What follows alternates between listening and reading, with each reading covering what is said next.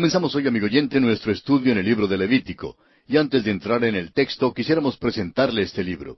Consideramos el libro de Levítico como uno de los más importantes libros en toda la Biblia. El doctor J. Vernon McGee, autor de estos estudios bíblicos, comparte el siguiente incidente. Hace muchos años, decía él, leí una declaración del doctor Kellogg, quien dijo que consideraba al libro de Levítico como el más importante de la Biblia. Creía yo, decía el doctor McGee, que el doctor Kellogg lo decía fingidamente cuando declaró esto. Luego escuché a un gran predicador en el estado de Tennessee, en los Estados Unidos, el doctor Dudley, quien dijo que consideraba que el libro de Levítico era el libro más importante en toda la palabra de Dios. Hace unos años, continuaba el doctor McGee, hice un experimento en nuestro programa de radio y confieso que realmente no sabía lo que iba a pasar. Empecé a enseñar este libro. Quería estudiarlo y ver si en realidad era un gran libro tan importante como lo decían estos hombres. Y tengo que confesar que yo tenía dudas en cuanto a la importancia del libro de Levítico como para usarlo en un programa de exposición popular de la Biblia. Permítame decirle, concluía el doctor McGee, que descubrí que este es un libro muy conmovedor. Y no solo eso, sino que ahora puedo decir sinceramente que yo considero que el libro de Levítico es uno de los más importantes de toda la Biblia. Hasta aquí las palabras del doctor McGee. Amigo oyente, si nos fuera posible introducir el mensaje del libro de Levítico en los corazones de todas las personas que tratan de ser religiosas, todas las sectas e ismos se acabarían, porque este libro lograría tal cosa. El libro de Levítico fue escrito por Moisés y forma parte del Pentateuco, es decir, los primeros 5 libros de la Biblia escritos por Moisés. El libro comienza en el monte Sinaí, el mismo sitio geográfico donde Dios dio la ley. Usted recordará que el libro de Éxodo terminó con la construcción del tabernáculo, según las instrucciones de Dios, y luego el tabernáculo se llenó de la gloria de Dios.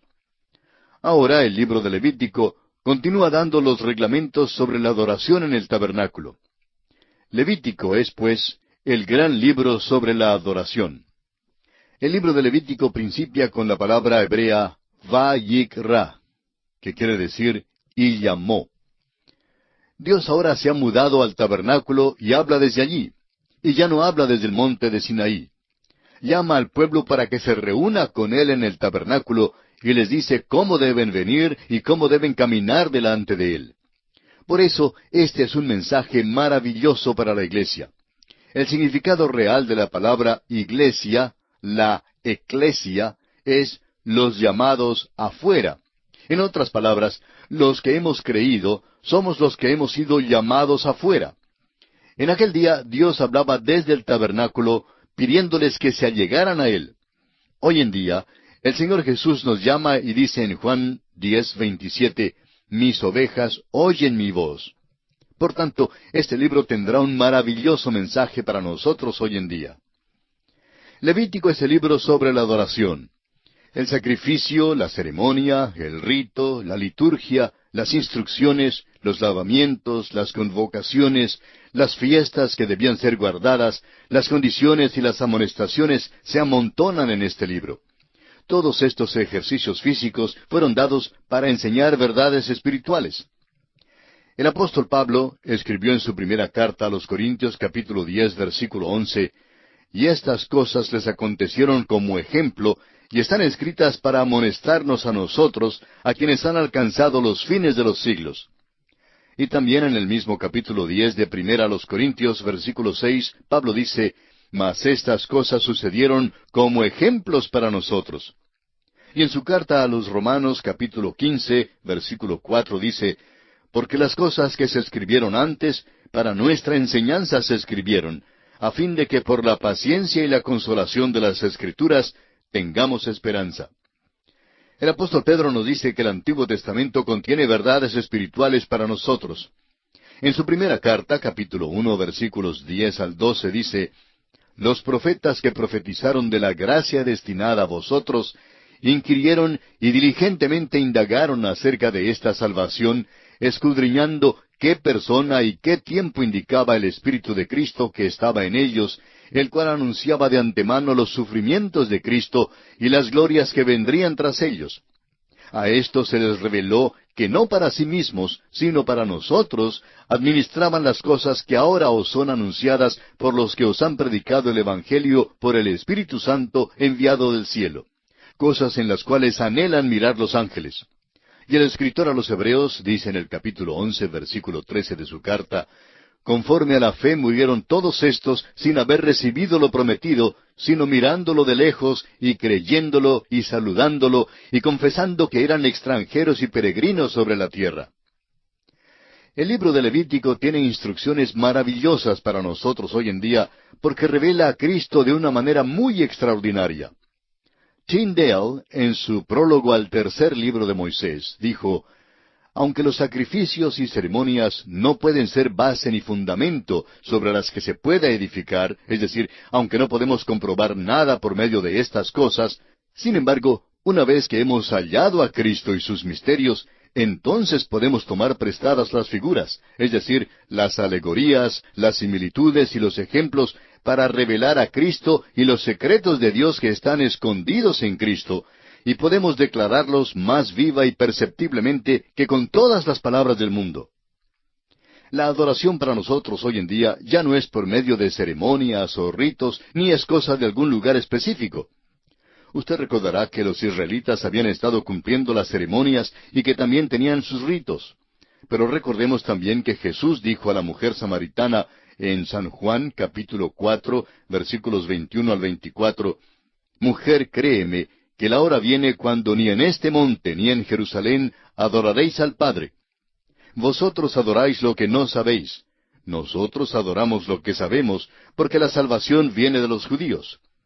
Mas la hora viene, y ahora es, cuando los verdaderos adoradores adorarán al Padre en espíritu y en verdad, porque también el Padre tales adoradores busca que le adoren. Dios es espíritu, y los que le adoran en espíritu y en verdad es necesario que adoren». El principio fundamental del libro de Levítico es santidad a Jehová. El mensaje del libro es doble. Primero, Levítico enseña que el único camino a Dios es por medio del sacrificio. La palabra expiación ocurre 45 veces en este libro. Expiación significa encubrir. La sangre de los toros y de los machos cabríos en realidad no podía quitar el pecado, pero lo podía encubrir hasta que Cristo viniera para quitar todos los pecados.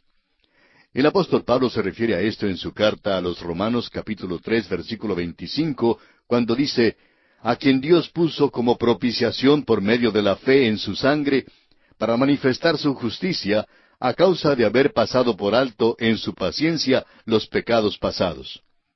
Los pecados pasados son los pecados en el Antiguo Testamento. El hecho es que Dios nunca aceptó la sangre de los toros ni de los machos cabríos como pago final por el pecado, sino que exigió derramamiento de sangre. Fue una expiación para encubrir los pecados hasta cuando Cristo viniera. En otras palabras, Dios salvó así a crédito en el Antiguo Testamento. Cuando Cristo vino, como lo dice aquel himno con tanta exactitud, todo lo pagó. Esto es verdad en cuanto al pasado, en cuanto al presente y en cuanto al futuro.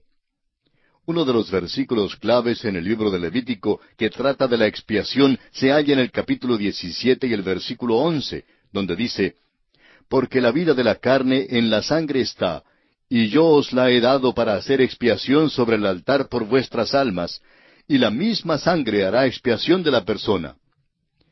El camino a Dios es por medio del sacrificio, y sin derramamiento de sangre no se hace remisión de pecados. En segundo lugar, Levítico nos enseña que el caminar con Dios solo es posible por medio de la santificación. La palabra santidad ocurre 87 veces en este libro. El capítulo 20, versículo 26 de este libro nos dice: «Habéis pues de serme santos, porque yo Jehová soy santo, y os he apartado de los pueblos para que seáis míos». Dios dio leyes exactas que gobernaban la dieta, la vida social y cada detalle de todos los aspectos físicos de la vida cotidiana de su pueblo. Hoy en día, esas leyes tienen una aplicación espiritual mucho más grande para su pueblo. Por eso mismo, creemos que debemos estudiar el libro de Levítico, porque el acceso a Dios está asegurado para el pecador hoy mediante la sangre derramada de Cristo. El escritor a los Hebreos lo declaró así en el capítulo 9, versículos 25 y 26. Y no para ofrecerse muchas veces, como entra el sumo sacerdote en el lugar santísimo cada año con sangre ajena. De otra manera le hubiera sido necesario padecer muchas veces desde el principio del mundo. Pero ahora, en la consumación de los siglos, se presentó una vez para siempre por el sacrificio de sí mismo para quitar de en medio el pecado. Aquellos que son redimidos por la sangre de Cristo deben vivir una vida santa si desean gozarse en Dios y en verdad adorarle.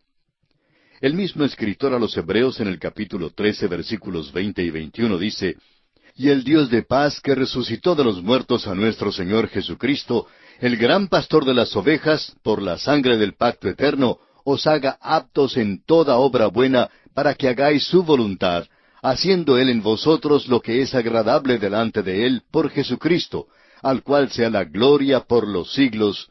Amén». Levítico es un libro extraordinario, y esto es especialmente cierto si consideramos su contenido a la luz del Nuevo Testamento. Estamos pasando un poco de tiempo aquí porque deseamos infundirle interés en este libro. El libro de Levítico es algo pesado para el cristiano ordinario, y usted no encontrará muchos individuos ni clases bíblicas que lean y estudien este libro de Levítico. Sin embargo, es un libro extraordinario. Primero, las 5 ofrendas que principian este libro son camafeos bien tallados y muy claros de la persona de Cristo. Describen a fondo su divinidad y su humanidad y dan su muerte en detalle. Esto lo encontramos en los capítulos 1 al 7. En segundo lugar, la consagración de los sacerdotes, en los capítulos 8 al 10, revela lo superficial e inadecuado que es nuestro pensar en cuanto a la consagración cristiana. En tercer lugar, la dieta que Dios proveyó para su pueblo en el capítulo 11 era sanitaria y terapéutica, y contiene mucho alimento espiritual para nuestras almas. En cuarto lugar, en el capítulo 12, la atención se da a la maternidad y es un ejemplo más del pensar de Dios con respecto al sexo femenino. En quinto lugar, la importancia que se le da a la lepra y su tratamiento en los capítulos 13 al 15 y el hecho de que se halle en el corazón de este libro sobre la adoración demanda nuestra atención. ¿Por qué se encuentra esta extensa sección de 3 capítulos dedicados al tema de la lepra? Aquellos que han recibido una bondadosa percepción de las Escrituras han hallado aquí un tipo del pecado y de su efecto corruptible sobre el hombre en su relación con Dios. La limpieza del leproso halla su cumplimiento en la muerte y la resurrección de Cristo, como lo veremos al estudiar un sacrificio extraordinario de 2 pájaros. Amigo oyente, si usted y yo quisiéramos escapar de la contaminación del pecado en este mundo, tendríamos que saber muchísimo más en cuanto a la muerte y la resurrección de Cristo y la aplicación de ella para nuestras vidas. En sexto lugar, el gran día de la expiación que encontraremos en el capítulo 16 es un retrato de cuerpo entero del sacrificio de Cristo. En séptimo lugar, en el capítulo 17, la importancia del altar de bronce en el tabernáculo da importancia a lo esencial de la cruz de Cristo. En octavo lugar, el énfasis en este libro de instrucciones respecto a los detalles más minuciosos en la vida diaria del pueblo de Dios, en los capítulos 18 al 22, revela cómo Dios desea que se involucre la familia humana con Él. Dios quiere involucrarse en el negocio suyo, en su vida familiar y en su vida social. Amigo oyente, tengamos cuidado de no excluir a Dios de nuestras vidas. En noveno lugar, la lista de las fiestas en el capítulo 23 suple un programa profético de la agenda de Dios para toda la eternidad. En décimo lugar, las leyes que gobiernan la tierra de Palestina, en los capítulos 24 al 27, suplen una interpretación sobre su historia de fortuna altibaja y dan una idea en cuanto a su futura importancia. Hay muchísimas profecías en este libro. La nación de Israel y la tierra prometida están entretejidas y entrelazadas desde aquí hasta la eternidad. Considerando ahora a Levítico como libro completo, veremos que hay una relación notable entre los primeros 3 libros de la Biblia. En Génesis vemos al hombre arruinado. En Éxodo vemos al hombre redimido. Y en Levítico encontramos al hombre adorando a Dios. También nos es posible hacer una comparación y contraste entre Éxodo y Levítico. En el libro de Éxodo vemos la oferta de perdón. En Levítico se ofrece la pureza.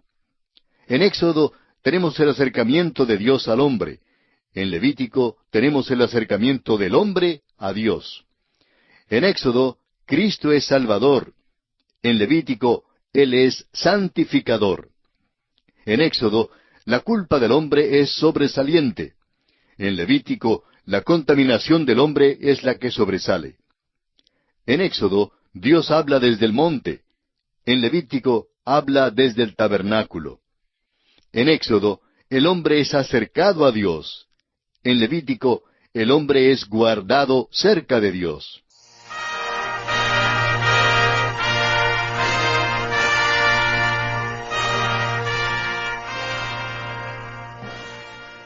Hoy nos tocan 3 libros, Levítico, Números y Deuteronomio, y con estos 3 vamos a terminar lo que es el Pentateuco. Entonces empezamos con Levítico. Levítico empieza con una vav consecutiva, igual que Éxodo, y esto indica continuidad con Éxodo, porque empieza con i. Entonces aquí está ligándose con lo que viene antes. Y también temáticamente hay una fluidez entre Éxodo y Levítico, porque Éxodo termina con la construcción del templo. Entonces es muy natural que el próximo tema sea cómo manejar el templo. ¿Quién maneja? ¿Qué se hace en el templo? Y Levítico da la respuesta a esa pregunta. La mayor parte de Levítico es código religioso, pero las leyes están colocadas dentro de un marco, un contexto histórico del pueblo de Dios entre Egipto y la tierra prometida. Mucho de Éxodo, pues todo Levítico, todo Números y todo Deuteronomio está en esa geografía entre Egipto y la tierra prometida. Y su título en español, Levítico, indica las leyes son leyes para los levitas. Y por eso muchas veces este libro no es muy accesible inmediatamente para el pueblo, porque no fue escrito precisamente para el pueblo. O sea, es palabra de Dios, es para el pueblo de Dios, pero es muy como técnico, es muy como profesional para la profesión de los sacerdotes. Y por lo tanto, pues no es a veces muy accesible.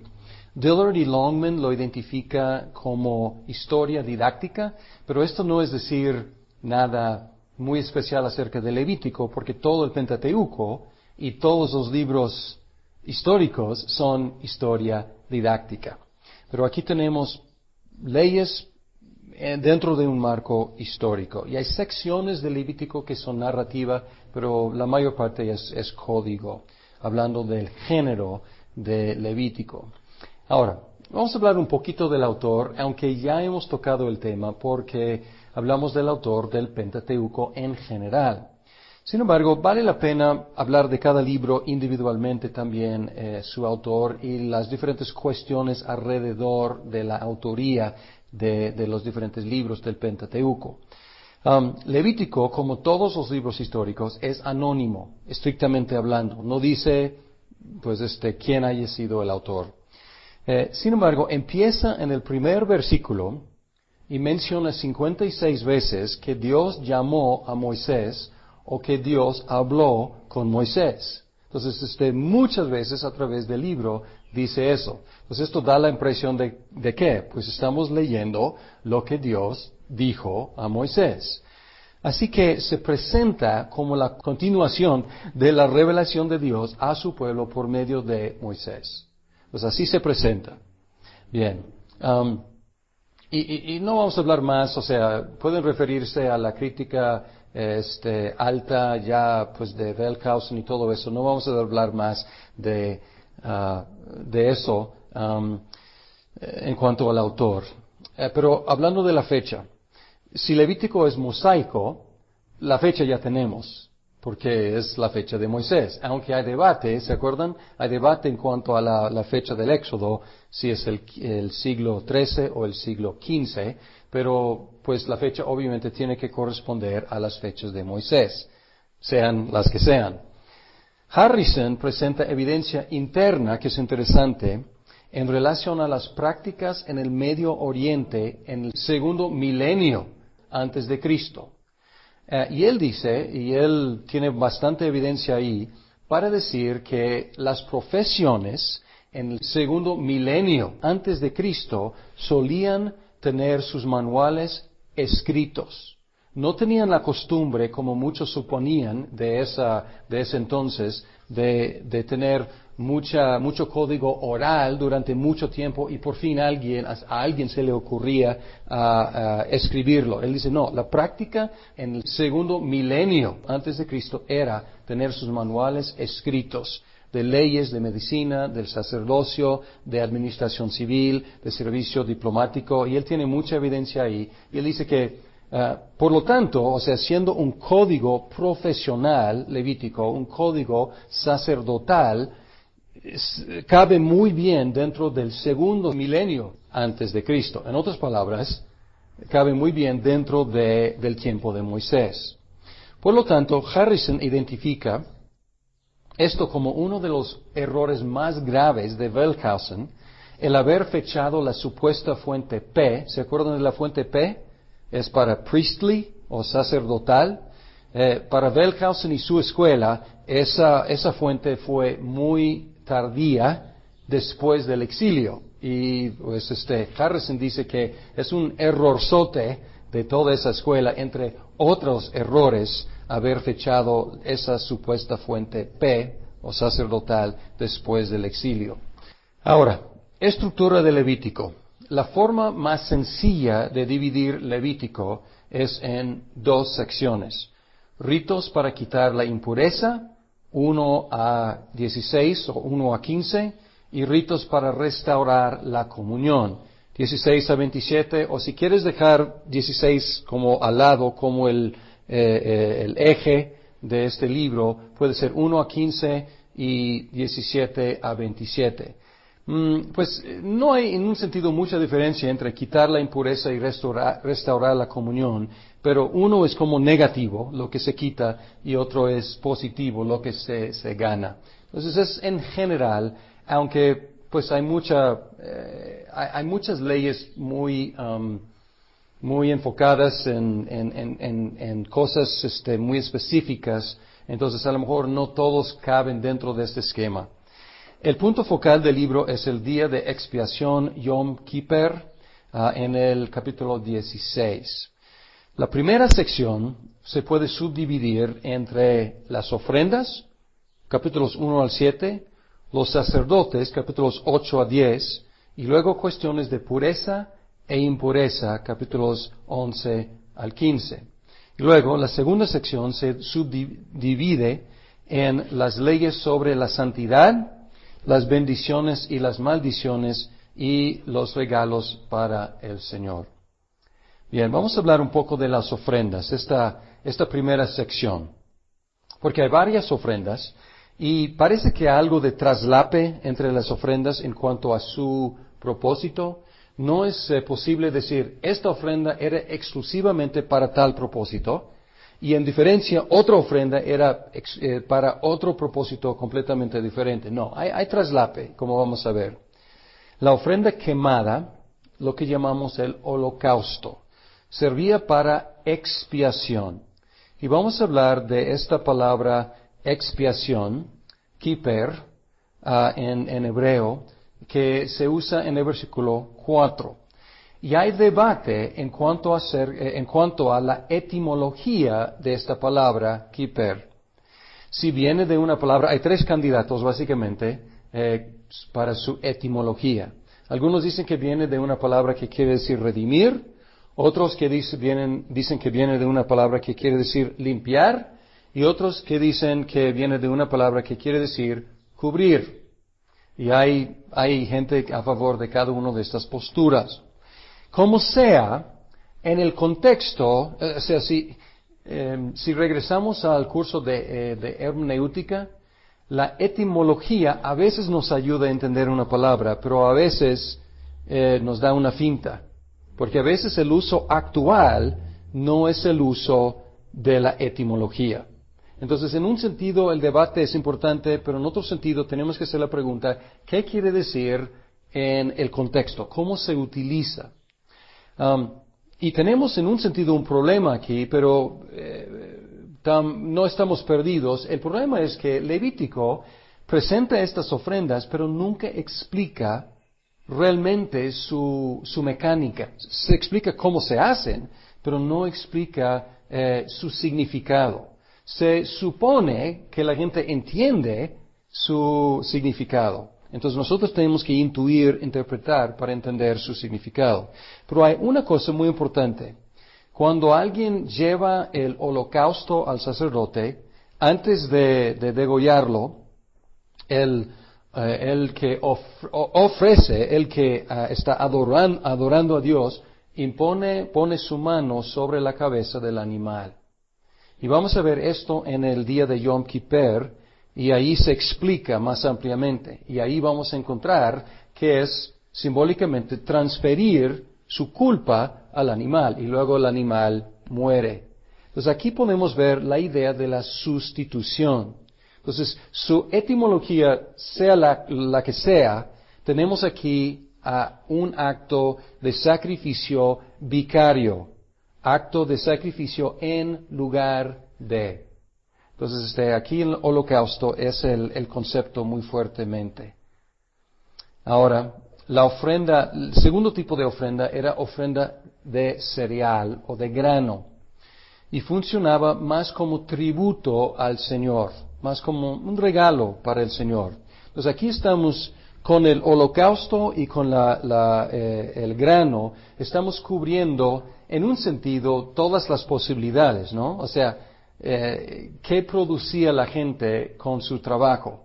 O producía, pues, animales, si se dedicaban a criar animales, o si eran más agrícolas, que producían, pues, algún tipo de grano. Entonces aquí podemos ver que las ofrendas, pues, tenían que venir del producto de la gente. La ofrenda de comunión enfatizó la comunión o la paz. Y aquí la palabra de la ofrenda de comunión está relacionada con la palabra shalom. Y ahí podemos ver el énfasis en la relación. Sin embargo, al mismo tiempo tenía un aspecto expiatorio, ni expliqué expiatorio, pero expiatorio es quitar pecado. Porque otra vez el adorador ponía su mano sobre la cabeza del animal. Enfatizaba comunión, lo positivo, pero también tenía ese aspecto de un sacrificio vicario. La ofrenda expiatoria, entonces ya hemos hablado de la ofrenda quemada, la ofrenda de cereal, la ofrenda de comunión, y ahora la cuarta es la ofrenda expiatoria. Tenía que ver con quitar el pecado no intencional del sacerdote, del pueblo, del líder del pueblo, o de un miembro del pueblo, o sea, del pueblo en general, un pecado que todo el pueblo cometió, o un sacerdote, un líder, o un miembro individual. Y hay descripciones de rito para cada uno de estos casos, pero aquí cubre los pecados no intencionales. Y luego la quinta ofrenda es la ofrenda por la culpa. Y es difícil realmente distinguir mucho entre la ofrenda expiatoria y la ofrenda por la culpa. Son muy parecidas y el concepto obviamente es muy parecido. Sin embargo, algunos dicen que es la ofrenda de reparación porque tenían que agregar 20% más del valor del sacrificio. Entonces, si el animal valía tanto, 100 no sé qué, pues tenían que agregar 20% más y dar 20% del valor. Y no es completamente claro por qué, pero posiblemente porque haya hecho algún daño a alguien y está pues reparando el daño, ¿no? Pero no está completamente claro ahí. Entonces estas son las 5 ofrendas con que empieza Levítico. Luego el segundo tema principal de Levítico es el sacerdocio. La sección de 6:8 a 7:38 da instrucciones para los sacerdotes. Y luego la sección 8 a 10 es la narrativa de la ordenación de Aarón y sus hijos y el inicio de su ministerio. Y luego trágicamente, inmediatamente viene la muerte de dos de sus hijos, Nadab y Abiú. ¿Por qué? Porque se les ocurrió presentar a Dios una ofrenda, pero no fue una ofrenda autorizada. A lo mejor bien intencionada, pero ellos presentaron algo no autorizado por Dios. Y ellos pagaron con sus vidas, por ir más allá de su autoridad. Entonces hay algo muy sobrio ahí, muy solemne, todo muy alegre, ordenación de Aarón y sus hijos, y luego, por pasarse, la muerte de dos de ellos de inmediato. Luego, pureza. El tercer tema principal de Levítico es la pureza. Y hay reglas que tienen que ver con pureza y purificación en relación a animales, los animales que se comen o se tocan. Y ahí hay reglas en cuanto a cuáles animales son limpios y cuáles son inmundos, si se comen o si se tocan. El alumbramiento, o sea, el parto. Las enfermedades cutáneas en las personas, los artículos y las casas. Y aquí están agrupadas juntas estas enfermedades como si todos fueran de la misma categoría. Y pongo aquí cutáneas porque es como si está en tu piel, o si está en tu bolsa, o en tu saco, o en tu pared, está en la piel de la cosa. O sea, en tu piel, o la piel de la casa, o la piel de del artículo de ropa, la prenda, o algo así. Por eso están juntos. Ahora, en traducciones anteriores, todo ha sido llamado lepra. Pero analizando el texto, lepra puede ser lo que se llama hoy en día la enfermedad de Hansen, que es la lepra, o sea, técnicamente, puede ser una de las posibilidades. Pero si leemos el texto podemos encontrar que pues está hablando de cualquier enfermedad de la piel. Algunas son muy graves y otras pues se curan solitas y luego el sacerdote declara limpia a la persona y no hay problema. También está hablando de cosas como moho, que crece en las paredes, o en la ropa, pues cosas que aparecen en la superficie. Y luego también secreciones corporales, diferentes secreciones de sustancias, biológicas del cuerpo humano y cómo mantener pureza o lograr pureza después de una secreción. Muchas de estas leyes tenían que ver con el higiene y la salubridad. Y Harrison tiene explicaciones muy detalladas, muy interesantes, para explicar cómo cada una de estas leyes tenía que ver con guardar buena higiene o buena salubridad. Sin embargo, Dillard y Longman dudan si todas se pueden explicar de esta forma. No es muy obvio por qué algunos animales inmundos y otros animales limpios. En algunos casos se puede explicar quizás, por ejemplo, el puerco. Pues en un clima cálido, sin posibilidad de conservar, preparar la carne, a lo mejor, pues la carne de puerco era más peligrosa que carne de res, digamos. Pero hay otras que son más difíciles de explicar. ¿Por qué este insecto y por qué no este insecto? ¿Por qué este animal marino y este no? O sea, pues Dillard y Longman yo creo que dudan con razón de la posibilidad de determinar solamente con el criterio de salud. Y también el hecho de que Jesús declaró todas las comidas limpias en Marcos indica que había otro factor ahí, porque si estas comidas hubieran sido dañinas, o sea, siempre, es difícil entender por qué Jesús luego habría permitido comer de esas cosas dañinas. Entonces, pues Jesús declaró todo limpio. Entonces parece que otro factor operaba, pero como digo, es difícil para nosotros a esta distancia entender por qué un animal sí y otro animal no. Aunque mucho, como digo, mucho se puede explicar viendo desde nuestra perspectiva, con nuestro conocimiento de bacteria, de virus, de pudrimiento, etcétera, etcétera, podemos ver, pues ya entiendo, eso tiene mucha razón en su contexto. Bien. Ya llegamos al clímax o al eje, al punto focal de Levítico, que es el día de expiación, Yom Kippur. Era una ceremonia anual para expiar los pecados del sumo sacerdote y del pueblo. Y había 4 animales mencionados. Un novillo ofrecido como sacrificio expiatorio por los pecados de Aarón y su familia. Entonces, antes de poder representar al pueblo, él tenía que expiar sus propios pecados. Y luego se menciona un carnero para el holocausto. Se menciona al principio del capítulo, pero luego ya no se menciona.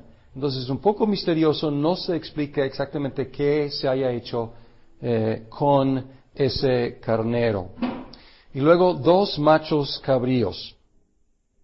Uno como sacrificio expiatorio y otro como el que llevaba el pecado al desierto. Entonces uno fue sacrificado y fue como un volado para decidir cuál iba a morir y cuál iba a ser llevado al desierto. Y aquí es muy obvio y se explica muy claramente de que pues Aarón pone sus manos sobre el macho cabrío, confiesa los pecados del pueblo, entonces y es muy obvio que es algo vicario, algo en lugar del pueblo.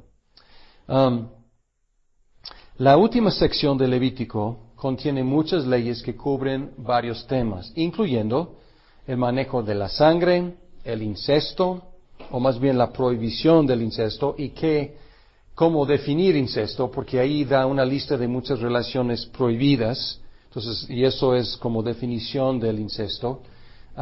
Y de hecho, la Iglesia cristiana ha seguido básicamente la lista que está en Levítico 18 para determinar límites de afinidad y consanguinidad dentro de las cuales podemos contraer matrimonio. También la ética y los castigos por infracciones, la santidad de los sacerdotes y los sacrificios, el día sabático y las fiestas, las 3 fiestas anuales, el tabernáculo, una narrativa, y aquí hay una narrativa, como hubo narrativa en cuanto a la ordenación de 8 a 10, ordenación de Aarón, sus hijos, y la muerte de 2 de sus hijos. También aquí hay una sección narrativa sobre la muerte de un blasfemo, el año de jubileo, que era después de 7 sietes, después de 49 años, año de jubileo para cancelar deudas, librar esclavos, etcétera, restaurar la tierra a su forma original, las bendiciones y maldiciones, y luego termina con los tributos para el Señor. Entonces es básicamente un resumen de Levítico. Ahora, ¿qué quiere decir? ¿Cuál es su mensaje? Porque la verdad, leer el libro es difícil para nosotros, porque es algo técnico, es algo profesional, y para nosotros es algo muy lejano. Pero tiene mensaje todavía bastante importante para los cristianos. El mensaje central de Levítico es: yo soy el Señor vuestro Dios, por tanto consagraos y sed santos, porque yo soy santo. Es 11:44, es un buen resumen del mensaje de Levítico.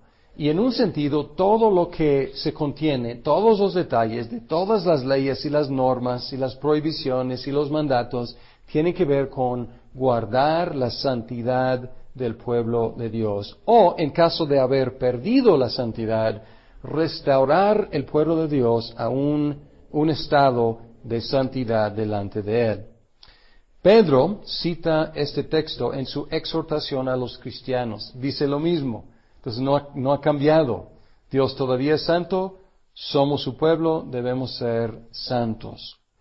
Y además, la carta a los Hebreos es como la llave cristiana para abrir la puerta de Levítico, porque se basa mucho Hebreos en Levítico y nos explica el sentido cristiano de los sacrificios y sobre todo del Yom Kippur.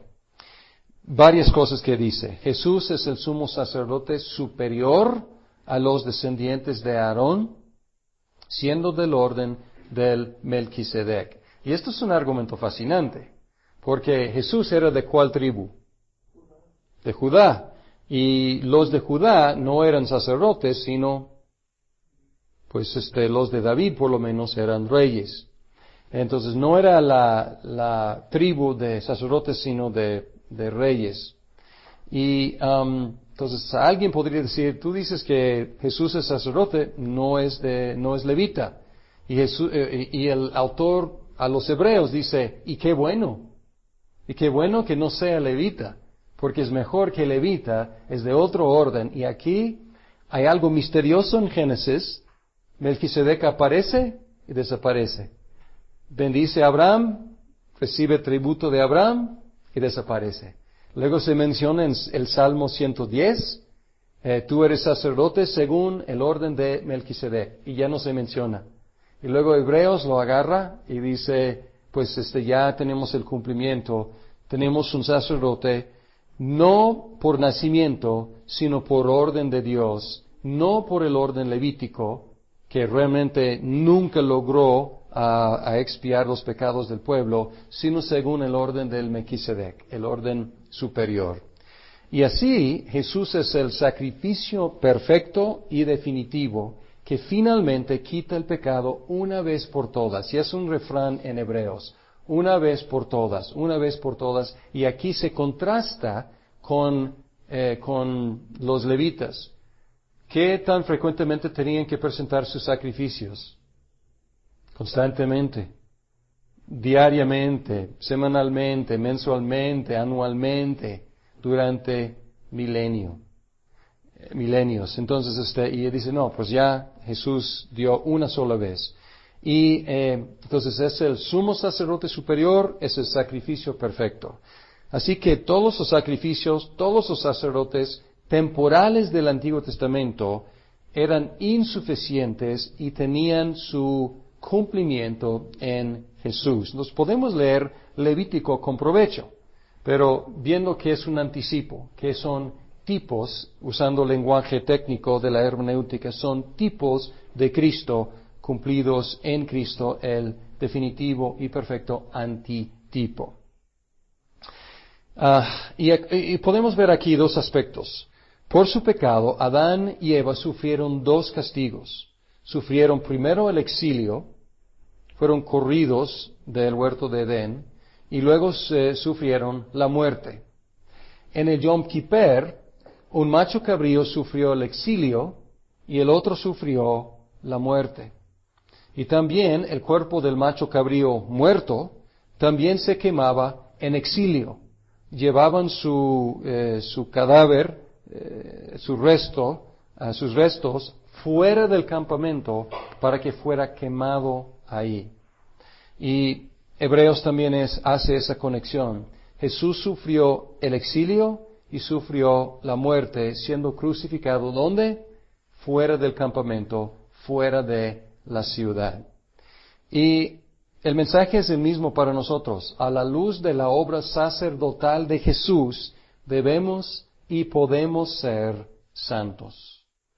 Así que Levítico nos llama a ser santos por la gracia de Dios, santos por la obra sacerdotal de Cristo. Entonces es el mismo mensaje de Levítico, pero ya en un contexto definitivo, cumplido por Cristo.